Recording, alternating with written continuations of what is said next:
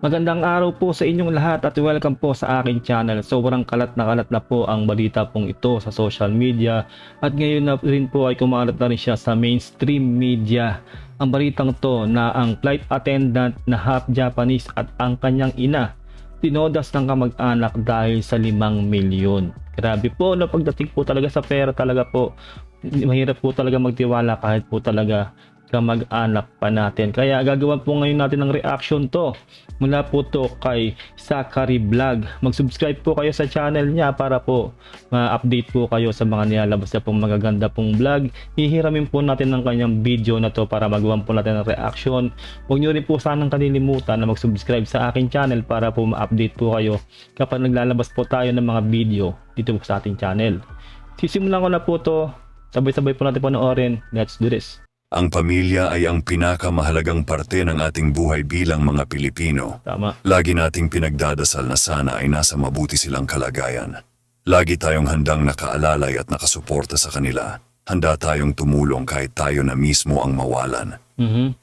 Pero maniniwala ka ba na may mga taong kayang pumatay kahit sarili pa nitong kadugo para lang sa pera?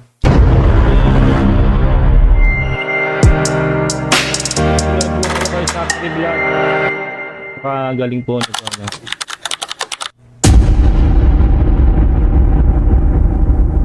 Hawak na ng pulisya ang pangunahing suspect sa pagkamatay ng mag-inang balikbayan na 3 linggong nawala at natagpo ang patay sa Quezon. Noong February 20, taong kasalukuyan, dumating sa ating bansa ang mag-inang Filipina galing Japan. Sila si Lori Litada, 54 years old, Tubong Naga, Bicol. Kasama niya ang kanyang anak na isang Filipino-Japanese na si Mai Tomegi, 26 years old, at nagtatrabaho sa ANA or All Nippon Airways, isang Grabe, no, sa ANA pala nagtatrabaho yung kanyang anak na na half Japanese, no. Napakaganda pong kumpanya po 'yan na Grabe po 'yan, airline na 'yan, no. Kumbaga first class din po 'yan, no. Yung ANA Airways po na 'yan. Talaga pong kung iisipin po natin po talaga pong may pera po pala talaga tong mag-inang to dahil yung sa trabaho pa lang po ng anak niya ay kumbaga sa big time po talaga, no. Kumbaga hindi basta-basta. 26 years old at nagtatrabaho sa ANA or All Nippon Airways, isang malaking airline company sa Japan. Pagdating ng mag-ina sa bansa, nanuluyan muna sila sa bahay ng kaniyang ate na si Ligaya Oliva Pahulas at kanyang asawa na si Charlie Pahulas. Ito po yung dalawa sa main suspect po. Sa mga hindi po nakakaalam, no, itong si Ligaya at si Charlie Pajulas o Pahulas po, no. Sila po ang talagang main suspect. Sila po ang tinuluyan po ng mag-ina nung bumiyahe o umuwi po sila ng Pilipinas. Kaniyang ate na si Ligaya Oliva Pahulas at kanyang asawa na si Charlie Pahulas. Si Ligaya ay ate ni Lori at nakatira sa Villa Vita Subdivision, Barangay Isabang, Tayabas, Quezon. Ayon sa pamangkin ni Lori, si Ligaya ay ang pinagkakatiwalaan sa lahat ng kanyang mga transaksyon, pera at mga ari-arian dito sa Pilipinas habang siya ay nasa Japan. Umuwi ang mag-ina dito sa Pilipinas dahil sa may bibilin daw sila ditong bahay at lupa. February 21 kinabuk. So ayun na nga, no, pinagkakatiwalaan po pala talaga yung kanyang ate, no. Sa kanila nagtitiwala itong mag-ina patungkol sa mga kung ano-anong mga ari-arian o kung pera, lahat po sa kanila po pinagkakatiwala, no. Talaga pong syempre po magkapatid po sila at ate pa siya. Kaya sa kanya po siguro talaga pinagkakatiwala lahat. Bibilin daw sila ditong bahay at lupa. February 21 kinabukasan, nagtaka ang iba pang kapatid ni Lori na sila Sally Obles at Beverly Samoy dahil ang kanilang kapatid at pamangkin ay hindi na nila nakita sa bahay ng kanilang ate. Ayun na At nga. nang tinanong nila kung nasaan sila, ang sabi ni Ligaya, bumalik na raw ang dalawa sa Japan. Pagdating po nila sa Tayabas noong February 19, doon po sila tumuloy sa panganay naming kapatid, kay Ate Ligaya. Tapos po, nung gabi, dahil sa maliit po yung kwarto ng bahay nila, doon po natulog sa kabilang kwarto sa anak. Pagising po nung pamangking ko, kinabukasan, wala na raw po yung mag-ina kasi sabi raw po ni Ate Ligaya, bumalik na raw po ng Japan. Nagpahatid po sa crossing sa Tayabas. Nagaway daw Ayun. kasi ang dalawa noong gabi ng February 20. Hindi raw nila maintindihan ang kanilang pinag-aawayan dahil Japanese daw ito. Parang nakakapagtaka talaga, no? Kasi syempre, unang-una, pag ganyang lalong balikbayan, di ba? Alam naman natin na hindi basta-basta yan bilang aalis, di ba? Kahit na mag-away pa yan. At kung yan ay bumalik nga ng Japan, ay alam naman natin pag mga balikbayan, di ba? Talagang nagpapaano pa yan, kumbaga, despedida party, no? Na para bago sila umalis, magpapaparty. Alam na natin yun, magpapaparty pa talaga, ganoon. O kaya, sasabihan talaga yung ibang kamag-anak, lalo na yung mga kasama sa compound o sa malapit doon sa kanilang lugar. Pero gulat sila, no, bigla na lang daw na nagpahatid doon sa terminal ng bus. Hindi raw nila maintindihan ang kanilang pinag-aawayan dahil Japanese daw ito. Sabi ni Ligaya, pagkatapos daw nilang mag-away ay nagpahatid ang dalawa sa sakayan ng bus at babalik na raw sila sa Japan. Ang kapatid ni Lori na si Saylee at Beverly ay hindi naniniwala sa sinasabi ng kanilang ate na si Ligaya. Imposible umanong bumalik ito ng Japan nang hindi man lang nagpapaalam sa kanila. Tama. Kaya kinokontak ng pamangkin ni Lori na si Adrian Obles ang kanyang tiyahin at pinsan, ngunit lumipas daw ang ilang araw ay wala silang natanggap na reply. Tinatry Yun yung nakapagtaka, di ba? Talagang ano, mag-aalala ka syempre, di ba? Parang unusual na gawain talaga eh. Kumbaga, lalong-lalo na yung mga ganyang umaalis, talagang sila pa mismo yung magte-text sa'yo o magpapaalala sa'yo na kung nasaan na sila. Kasi nga, gusto nilang safe din talaga sila eh, di ba? Kaya kahit sino talaga magtataka dahil kung ganyan na nangyari. Pinsan, ngunit lumipas daw ang ilang araw ay wala silang natanggap na reply. tinatry po namin pero wala po talaga. Nagre-ring po yung cellphone. Minsan nagre-ring po tapos minsan wala na po. Huling communication po namin sa chat, February 23. February 23, March na po ngayon. Kaya Buwan pinilit ng iba pang mga kapatid ang kanilang ate na si Ligaya na mag-report na sa mga pulis dahil siya naman at ang kanyang asawa ang huling nakasama ng dalawa. Tama. Ngunit nagtataka sila kay Ligaya, bakit daw parang wala itong pakialam sa kanyang pamangkin at kapatid. Yun pa lang, no, sa ganun, no, parang walang pakialam at kumbaga hindi nagre-report sa pulis o sa barangay man lang, no. Magtataka ka na ron, maghihinala ka na kung bakit, di ba? Parang, syempre kapatid mo yun eh. Kahit ba sabihin natin meron kayo samaan ng loob, di ba? Ikaw yung tinuluyan, di ba? Ikaw yung tinutuluyan ng mag-ina na yun. Dapat ikaw yung unang-unang aligaga, ikaw yung unang-unang nag-aalala. Kaya nakakapagtaka talaga na ganun nga yung pinakita nitong ate, no? Kumbaga parang walang pakialam. Kay Ligaya, bakit daw parang wala itong pakialam sa kanyang pamangkin at kapatid. Ayaw nitong e-report ang kanilang pagkawala sa mga pulis at bigla pa itong umuwi sa kanilang probinsya sa Albay, Bicol. Grabe, Noong no? March 1, may mga otoridad kasama ang mga tauhan ng embassy ng Japan ang nagpunta sa bahay ni Ligaya sa Tayabas, Quezon upang hanapin si Mai Motegi. Dahil nga sa isa siyang empleyado ng isang malaking airline sa Japan, hinahanap siya dahil wala siyang update sa kanilang kumpanya. Ayun pa lang eh, di ba? Magtataka ka na eh. Di ba? Eh, sinabi nung ate nila na umuwi papuntang Japan, di ba? Nagpahatid sa terminal ng bus o sa sakayan ng bus. Pero mismong yung airline, no, yung pinagtatrabahuhan ng anak niya, hinahanap siya dahil hindi siya nagre-report sa kanyang trabaho. Kaya ayun na nga, talagang hindi na sila magtitiwala talaga doon sa ate nila kasi nga unang-una, tila walang pakialam yung ate, no? Dahil talagang hindi nagre-report. At umuwi pa na biglaan ng probinsya. Ang dating nun, guilty na merong silang ginawa talaga doon sa mag-ina. Kaya noong March 9, noong nalaman ng ibang kapatid ni Lori na wala talaga siya sa Japan, agad nilang nireport sa Tayabas Police Station ang pagkawala ng mag-ina. Noong araw ng Huwebes, March 14, nagsagawa ang mga pulis ng Tayabas ng isang ocular inspection sa bahay ni Ligaya. At dito na natuklasan ng mga otoridad ang isang malambot na bahagi ng lupa, ilang metro lang ang layo sa bahay ni Ligaya. Nang hukayin na ito ng mga pulis, dito na tumambad sa kanila ang dalawang katawan ng tao na naagnas na. Grabe. Magkasama silang ibinaon sa hanggang hita ang lalim na hukay at positibo na ngang kinalala ang mag-inang sila Lori at Mai Tomega. Grabe, no, kumbaga, talagang doon pa talaga ibinaon, no. Kumbaga, saka ano talaga eh, sabi nga nila, no, walang lihim na hindi nabubunyag. Lalo diyan, no, mangangalingaso yan. Actually, mangingalingaso yan kung tutuusin eh. Ayon nga sa balita, no, nakita nga yung hukay na yun, tas may nakalabas na binti. Kaya rin daw nakita po talaga yun. Yung ano, yung hukay na yun, no. At yun, natuklasan na nga nila na doon nga yung mag-ina.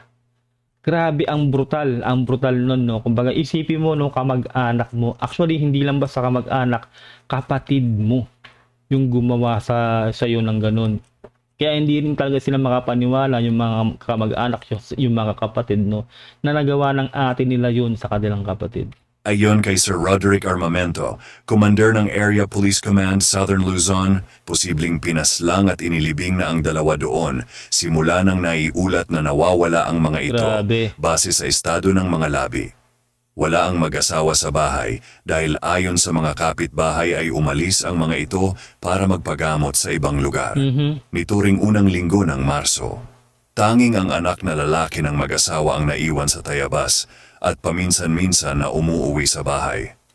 Malamang siguro tong anak na tong naiwan, no, may alam din yan. Siyempre, nanay niya yun eh. 'Di ba? At doon din siya nakatira eh. 'Di ba? Nakakagulat yun at nakakabigla talaga na isipin mo, 'di ba? Kasama mo sa bahay eh, nawala. Sinabi bumalik na ng Japan tapos ganun yung nangyari. Tapos bila-bila silang biyahe ng Bicol o kung saan man yun, 'di ba? Para magbakasyon whatever, 'di ba? Magtataka ka na talagang sila na yung main suspect diyan. Ayon pa kay Sir Armamento, patuloy ang kanilang investigasyon sa krimen. Lalo na at natuklasan na nawawala ang nasa 5 milyong pesong cash Oh my na God. dala ng mga ito nang umuwi galing Japan. Pambaya dumano ito sa bahay at lupa na gustong bilhin ng mga biktima sa bayan ng San Narciso, Quezon. Samantala, noong February 22 nakita sa ilalim ng tulay sa ilog sa Barangay Kalumpang, Tayabas ang 2 maleta ng mag-ina. Kaya na nga. Kasama nito ang mga kumot, unan, mga punda, kurtina ng bahay at kulambo na may mga bahid ng dugo. Grabe, ayun na nga. Sabi ko na nga ba, hindi talaga magtatagumpay ang kasamaan eh, 'di ba? Talagang itinapon nila yung gamit, no, para maano ng ebidensya, mawalan ng ebidensya na sila yung may kagagawan. Kaso nga lang, kahina-hinala talaga yung kanilang ginawa na bila silang umalis doon sa bahay, no. Yung isa nga nagpunta ng Bicol, 'di ba? At yun nga, ayon nga sa balita, ano, natagpuan sa Bicol nga raw yung babae, yung kapatid, no, yung ate. At nagtanggang magpakamatay, 'di ba? Uminom daw ng lason. At ngayon po ay ano siya, obserbahan siya, naligtas siya, no? Kumbaga inaantay siya na maging okay talaga para ma-interview ng mga pulis kung ano talaga yung kanilang ginawa doon sa mag-ina. Grabe po, no? Grabe po tong pangyayaring to, no? Panoorin pa natin. Actual na video. Isipin nyo, no? Kapatid mo papatayin. Para ang hirap isipin nung ganyan, no, nang dahil lang sa pera at kung may galit man sa'yo, di ba? Dugot naman mo yan. Yan yung ebidensya. Grabe. Isinailalim na din sa autopsya ang mga labi ng mag-ina upang malaman ang ikinasawi ng mga ito. Malamang to at aking ang conclusion ko dito. Kasi kung gising yung mga yan, gising yung mag-ina, nung sila pinaslang, no? Malamang makakagawa pa ng ingay yan, sisigaw, ganun, di ba? Malamang yan siguro sila pareha silang natutulog na nung ginawan sila ng ganyan. Dahil sinabi nga daw po sa balita, no? Sinabi, no? Nagtamo ng maraming saksak, saka parang may may hinampas pa sa ulo na matigas na bagay, parang ganun, hinampas. Yun ang sa autopsy, no? Kaya yun nga, yung sinasabi ko, kung gising tong parehas tong mag-inang to, makakasigaw yan, maririnig yan ng kapitbahay malamang o ng mga kalapitbahay kung talagang gising sila. Kaya tingin ko yan, tinrabaho talaga sila, pinagplanuhan nang sila ay tulog. March 15, araw ng Biyernes, sumuko na sa mga otoridad ng Pio Duran, Albay, Siligaya, kung saan sila nagtago ng kanyang asawa. Nagpatulong ang kanyang panganay na anak sa mga otoridad para sa maayos na pagsuko ng kanyang ina. Napagalaman din ng mga pulis na tinangkapalang kitilin ni Ligaya ang kanyang buhay sa papamagitan ng pag-inom ng pesticide. Ayun, no, ang galing din pala mag-research dito. Nasabi ko na, no, kasi napanood ko rin po to sa balita kanina. Na yun nga, natagpuan ng nga rutong si Ligaya at uminom nga ng lason. Nagtangka siya magpakamatay. So, ang galing po pala mag-research din po talaga ni Sakia rin, no? Ang galing. Talagang na isama niya na include. Galing ito ni Sakia rin.